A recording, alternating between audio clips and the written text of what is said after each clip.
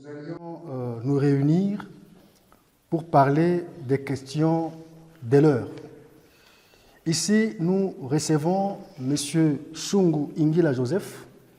Il est directeur de l'Institut congolais de la formation et alphabétisation pour la promotion des droits de l'homme, région Grand Katanga.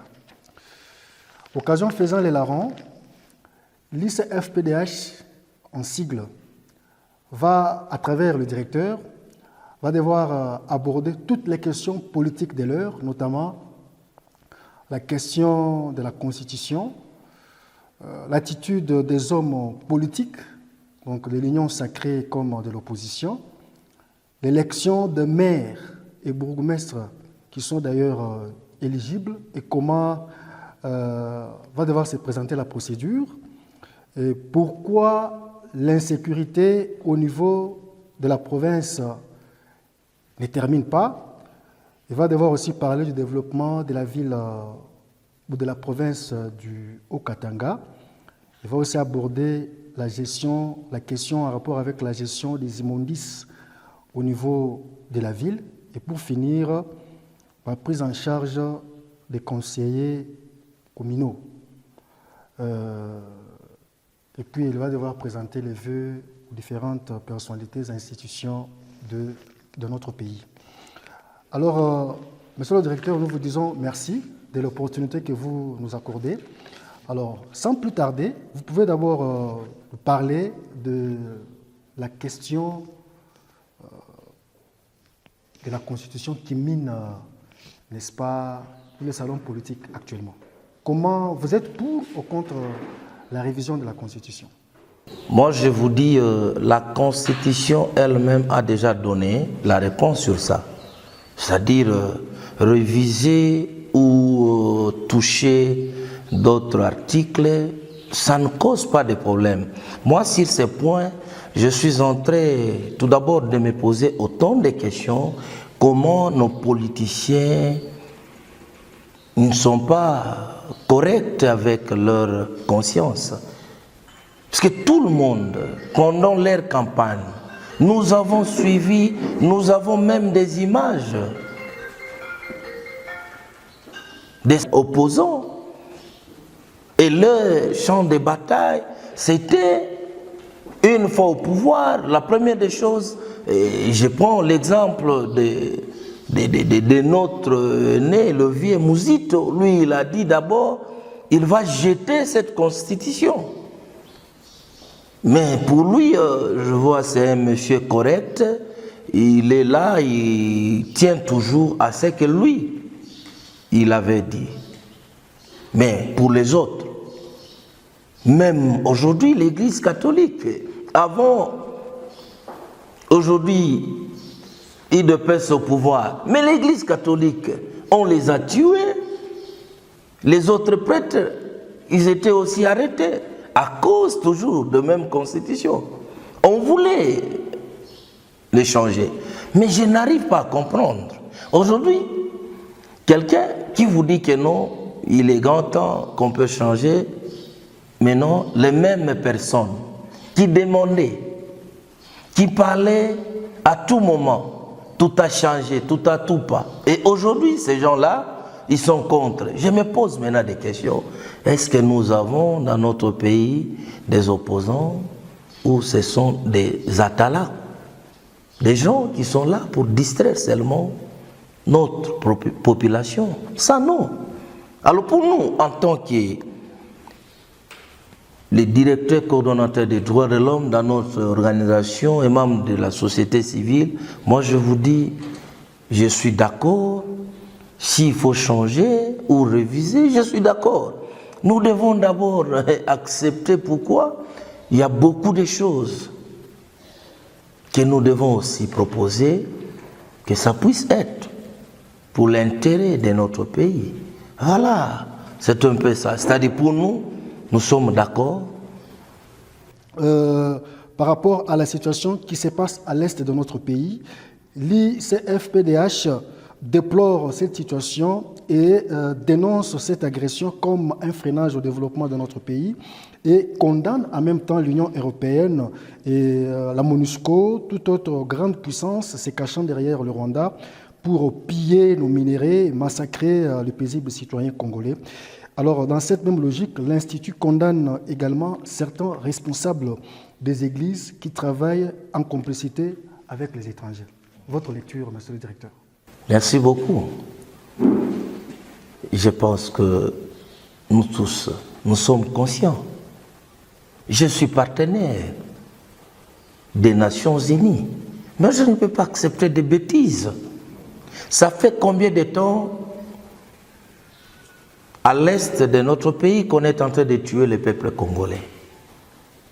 Les grandes puissances que vous savez, l'Union européenne, tous les noms que vous connaissez, avec leur stratégie, leurs outils, ils ont fait quoi pour notre pays?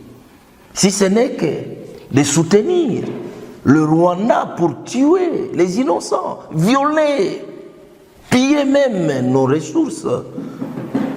Chers frères, nous devons quand même, nous tous, nous dire la vérité. Est-ce que nous sommes Congolais ou nous sommes des étrangers? Je n'arrive pas à comprendre. La communauté internationale, autant de réunions, il n'y a rien pour notre pays.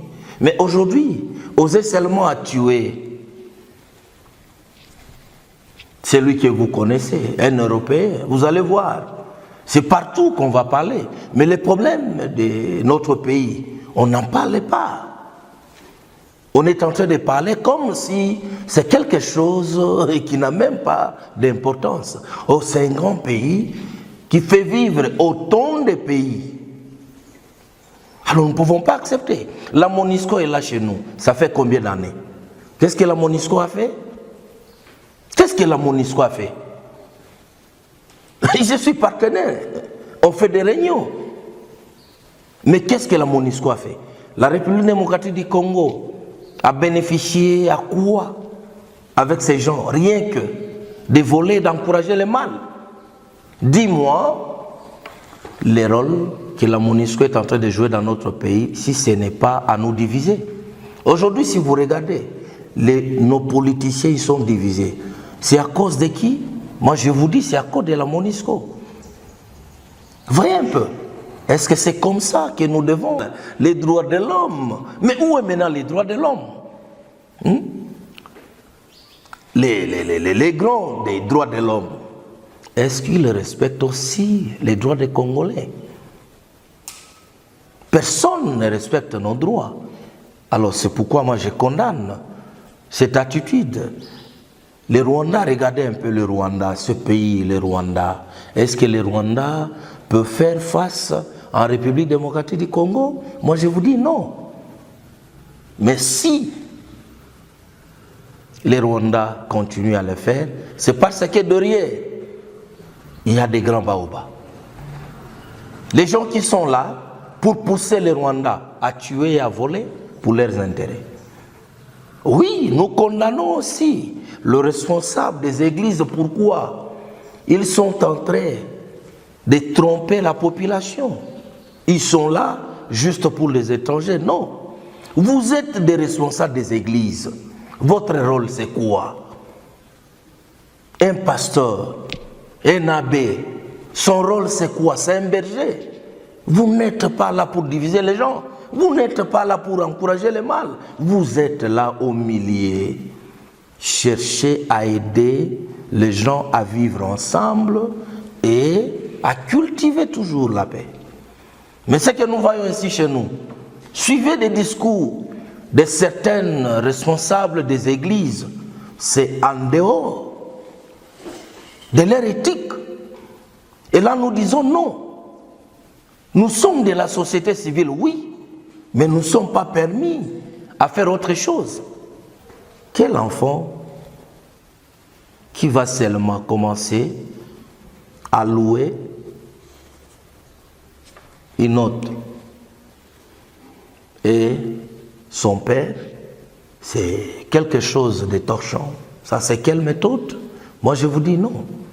Nous devons quand même être exemplaires. Nous sommes de la société civile. Nous devons aussi respecter notre limite. Et je vous informe, en République démocratique du Congo, selon notre constitution, il n'y a pas l'église d'État. Il n'y a pas. Il n'y a pas. Personne ne vous trompe. On n'a pas des églises d'État. Il n'y a pas. Et l'église kimbanguiste est catholique, musulman, pentecôtiste, tout le monde, ce sont le même. Personne est au-dessus de l'autre. Personne. Moi, je pense que nous devons aussi, à un moment, et surtout vous, les journalistes, de faire passer ces messages, aider aussi la population pour comprendre. Parce qu'aujourd'hui, on pense que notre telle église est supérieure par rapport à une autre. Non, non, non, non. C'est pourquoi vous voyez l'église pentecôtiste a compris. Pour barrer cette image-là, aujourd'hui nous avons aussi des cardinals, des monseigneurs chez les pentecôtistes. Vous voyez un peu, c'est fini. Parce que les gens pensaient que non, si on appelait seulement à un niveau les autres là, ce sont eux qui sont supérieurs. Mais non, aujourd'hui ce n'est pas le cas. Ici, l'archevêque Paul Moua, il est archevêque, non, mais il est de l'église. Quelle église? Pentecôtiste. C'est comme un bongo. Vous voyez un peu. Alors, chers frères, je vous dis, personne ne vous trompe. Ici, chez nous, en République démocratique du Congo, personne des religieux, il est au-dessus de l'autre. Avec des enquêtes que nous avons essayé un peu de faire, le gouverneur de la province d'Haut-Katanga a même demandé qu'on puisse mettre une commission pour tabler sur ces points et lui faire rapport. Jusque-là, on ne sait pas qui bloque, c'est le gouverneur ou c'est au niveau de ces commissions-là. Est-ce que ces commissions ont déjà déposé ces rapports? Moi, je dis non, ce n'est pas le gouverneur qui bloque. Après nos enquêtes, nous avons constaté que tout d'abord, ces comités-là, qui devaient être en place jusqu'alors, on n'a pas encore commencé à faire quelque chose. Parce qu'on devait aussi associer quelques membres des conseillers communaux. Mais on n'a pas encore fait. Comme ce n'est pas encore fait, je dis que le gouverneur, c'est lui qui gère la province. Nous demandons seulement l'implication. Lui-même, qui puisse au moins s'impliquer pour terminer ces problèmes. Ça fait vraiment la honte de voir des responsables, des conseillers communaux, ils sont en train de faire des marches jusqu'au niveau du gouvernorat et sans succès. Ça fait la honte. Au moment où nous avons aussi le président de l'Assemblée provinciale, il est ici présent. Nous avons aussi d'autres autorités. Moi, je pense qu'il est grand temps que l'autorité de la province puisse vraiment régler ces problèmes et le remettre dans leurs droits. Le problème de l'insécurité ici, ça ne demande même pas beaucoup. Ce qu'il faut faire, c'est associer le service de sécurité, des autorités politico-administratives, des experts, d'étudier comment faire pour mettre fin à ça. C'est-à-dire quoi? Ici, moi je vais vous révéler quelque chose. Mettre fin à l'insécurité dans notre province, c'est de chercher d'abord à outiller la commune annexe. Est-ce que vous savez que la commune annexe, c'est la commune qui vit à tout moment des tueries, des viols,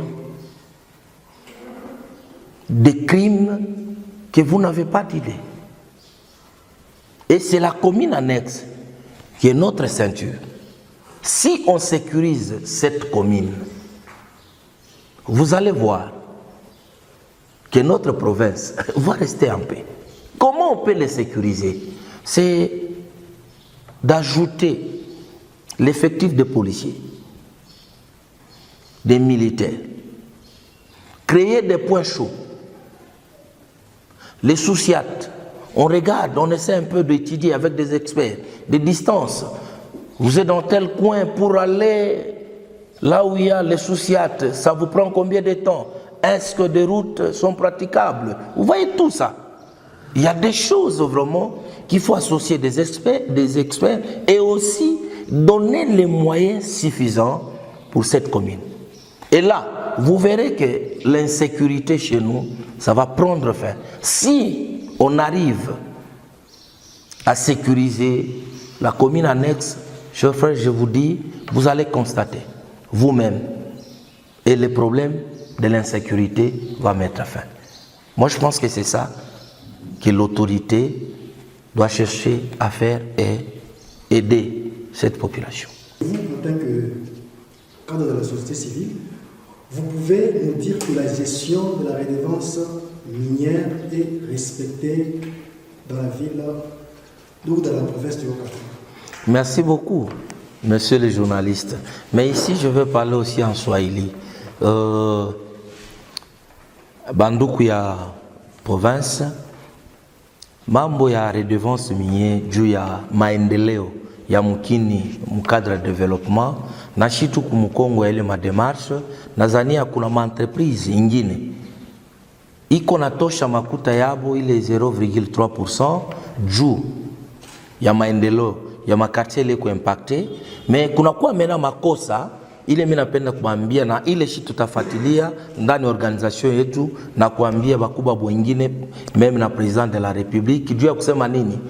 Kuna makomite ile banaita makomite ya dot, njo banakuwa na recevoir ile mamakuta juu ya kurealize maprojet fulani fulani. Nazania hapa tutaanza juu ya province yote mzima kuangalia mbele maentreprise yote ile inatumika na makomite ya dot, banesha peleka makuta ngapi na ni maprojet kaniko realize. Na mule tutakuta komite ya dot haiko realize hata projet moja na makuta ilikuwa inaisha fika kwa mikono yabo, nazania justice itafanya kazi yabo. Na bale ba entrepreneur bote abakuheshimie makazi, nazania masiku ya kumbele huku batakuwa vraiment magumu sana puisque justice itabafatilia. Kitu ya pili ni problème maintenant ya makae de charge, puisque ndani ya maendeleo ya madevelopment kuna kuwa aussi cahier de charge. Le cahier de charge ile iko entreprise anaifanya juu ya kusaidia nayo population ile ko impacte. Hapa shitata ya kampuni fulani, puisque tuko kumkongo wa makazi fulani, masiku ya kumbele tabaita, tabaonesha kama hapa sasa vala kampuni fulani mukae de charge yake mulikuwa maneno fulani akufanisha population hata kitu kimoya, leta inafai kufuatilia ile kampuni. Nazania ile ndio bitu inafai kujua comment chef de l'État anasaidia population au niveau ya base iko aussi développé. C'est-à-dire ma quartier yote ile iko na entreprise minière iko na ile droit ya kubénéficier développement yabo juu ya nini? Juu ile entreprise iko natumika ndani ya makartier yabo. Mena kama makae de charge haiko yenye kuheshimiwa, haiko na problem, nazania hapa sasa itafuatiliwa na entreprise nyingine itafika mu magumu ya kutumika parce que banawezi meme funga ba responsable ma entreprise nyingine na ba responsable bale bote ma comité ya dot ai respecter ile gouvernement inalomba juu ya kufanya mu chaque quartier, c'est-à-dire ma comité yote ya dot ya province yetu ya Haut-Katanga yote itafuatiliwa parce que tunaisha weka ba inspecteur betu fazi yote beko na beba ma rapport na kujua namna gani banatumika, entreprise ilileta makuta ngapi na ma projet ile bobeko natumikisha ni ma projet ya makuta ngapi, batima banayenga pamoja na ma service ile leta nesha kuweka kama ma service ya iko competent ya kuaccompagner ile ma projet comme ya infrastructure ile ma service tutaenda kuba solliciter de façon que ville yote ya Lubumbashi batu bayue ke entreprise ilitosha makuta bwingi fulani, evala projet banafanya aipatane na nini na ile makuta. Tutayua ile makuta ingine nenda wapi, pourquoi projet aishe na pourquoi projet aifanishiwe. Voilà un peu. Et na souhaité ma vœu kwa ba responsable ya mukini yetu. Minaanza kwa président de la République pamoja na mama wetu. Na souhaité aussi ba autorité bote nationale mave mwaka mupya, Mungu aendelee kubachunga na kubapatia hekima, pamoja na bakubwa ya askari na la police ane na gouverneur wetu wa province ya Katanga, et aussi mwe benye ba journaliste na ma comité yenu yote ma responsabilité. Tunabaswete mave malgré tupartajia hata kintu mwa pamoja, mais vile Mungu ananichunga na misaidia, vraiment muendelee na kazi yenu mzuri. Et tunaswete aussi mave kwa bote bale beko na susi ya kuchunga mukini yetu mumoja eno ya division. Tunaswete le commandant à 22e région militaire, ma vœu, commandant à 2e zone, wa la police na waner wa province DGM, et aussi ba responsable ya ma confession religieuse yote na ba responsable la société civile et peuple congolais. Mungu achunge mukini yetu, Mungu aendelee kutuchunga. Merci beaucoup. Merci beaucoup.